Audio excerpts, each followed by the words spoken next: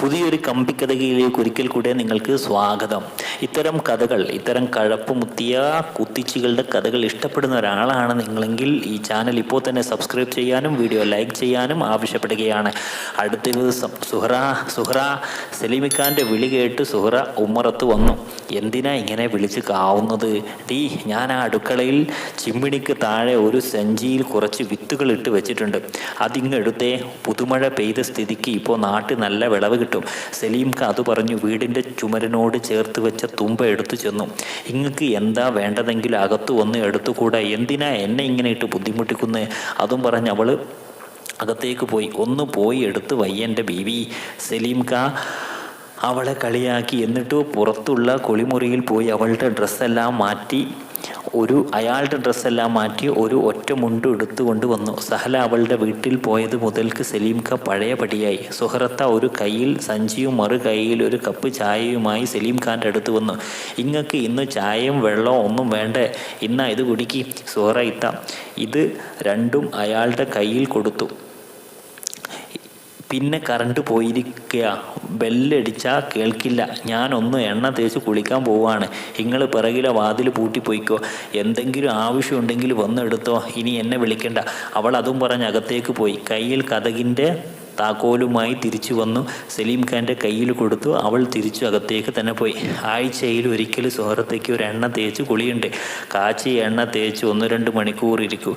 എന്നിട്ടു നല്ല താളി കൊണ്ട് കുളിച്ച് തോർത്തി വരും. അന്ന് സലീം ഖാൻ അവളെ പറത്തിയടിക്കും. അത്ര മത്ത് പിടിക്കുന്ന മണമായിരിക്കും പെണ്ണിന്.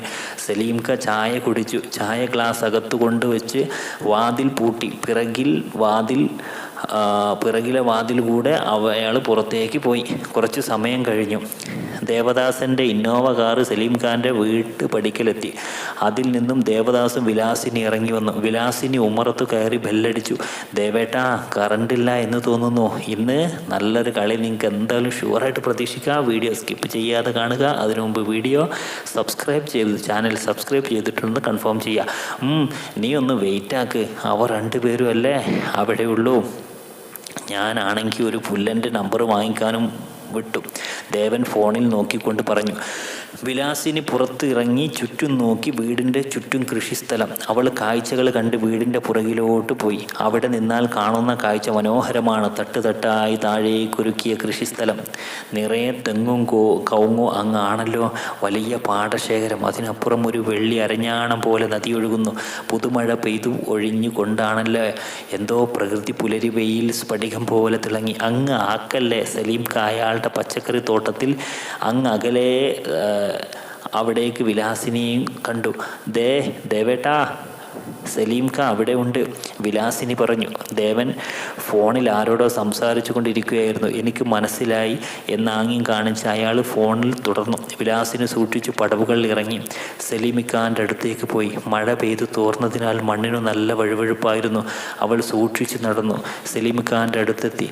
സലീം ഖാൻ നല്ല പണിത്തിരക്കിലാണല്ലോ ചോദിച്ചുകൊണ്ട് അവൾ അയാളുടെ അടുത്തേക്ക് ചെന്നു. സലീം ഖാൻ ഒരു ഒറ്റ മുണ്ട് എടുത്തു.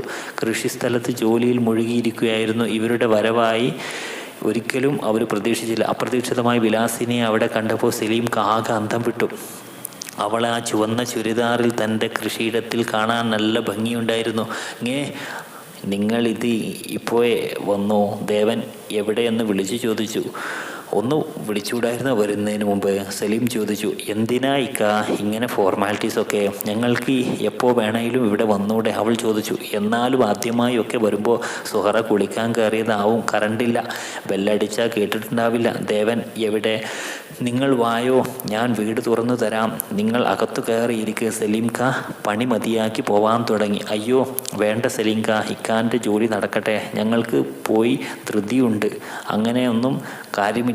ദേവേട്ടൻ ഫോണിൽ സംസാരിക്കാൻ തുടങ്ങിയാൽ പിന്നെ നിർത്താൻ ഒരുപാട് സമയമെടുക്കും. എന്തായാലും സുഹറ കുളിച്ചു വരട്ടെ, ഇനി ഞങ്ങൾ വന്നു എന്ന് പറഞ്ഞ് ധൃതി കൂട്ടണ്ട. സലീം ഖാൻ്റെ കൃഷിയിടം കാണാൻ നല്ല ഭംഗിയുണ്ട്. നിറയെ തെങ്ങും വാഴയും. സലീം ഖാൻ എനിക്കൊരു വാഴക്കൂമ്പ് പറിച്ചു തരുമോ? ഒരുപാട് കാലമായി അതിൻ്റെ തേൻ കുടിച്ചിട്ട്. അതിനെന്താ, ഞാൻ എടുത്തു തരാം. അതും പറഞ്ഞ് സലീംക്ക കൊടുവാളെടുത്ത് തോട്ടത്തിൽ പോയി ഒരു വാഴയുടെ കടക്കൽ വെട്ടിയിട്ടു. അതിൻ്റെ കൂമ്പെടുത്ത് വിലാസിനി കൊടുത്തു. അവൾ അതിൻ്റെ ഓരോ ഇതളുകൾ വായിലിട്ട് വലിച്ചുകൊണ്ട് തേൻ നുകർന്നു. അവളുടെ നേർത്ത ചുണ്ടിൽ തേൻ ഒലിക്കുന്നത് കണ്ടു. സലീംക്ക വായ പൊളിച്ച് നോക്കി നിന്നു. അവൾ അടുത്തുള്ളൊരു പാറയിൽ ചെന്നിരുന്നു. ഓരോ ഇതളുകളായി വായിലിടാൻ തുടങ്ങി. സലീംക്ക അവളെ തന്നെ തുറിച്ചു നോക്കി. സലീംഖാൻ്റെ തുറിച്ചു നോട്ടം കണ്ട് അവൾ അയാളെ നോക്കി. സലീംക്ക മുഖം വെട്ടിച്ചു. അവൾ ചിരിച്ചുകൊണ്ട് ചോദിച്ചു, സലീംഖാൻ്റെ നാണം ഇതുവരെ മാറിയിട്ടില്ലല്ലേ? എന്ത് നാണോ? എനിക്കൊന്നും നാണമില്ലല്ലോ. അയാൾ താഴത്തേക്ക് നോക്കിക്കൊണ്ട് പറഞ്ഞു. പിന്നെ അങ്ങ് ആക്കല്ലേ. ദൂരേക്ക് നോക്കി നിന്നു. പിന്നെ എനിക്കറിയില്ലേ, സലീംക്ക പണ്ട് മുതലേ ഇങ്ങനെ തന്നെയാണ്. എൻ്റെ അടുത്തേക്ക് വരികയോ എൻ്റെ മുഖത്ത് നോക്കുകയോ സംസാരിക്കുകയോ ഇല്ല. എന്നിട്ട് ആരും കാണാതെ തെങ്ങിൻ്റെ ആ വാഴത്തോട്ടത്തിൽ വെച്ച് അവർ മറ്റൊരു കളിക്കുള്ള തയ്യാറെടുപ്പിലായിരുന്നു.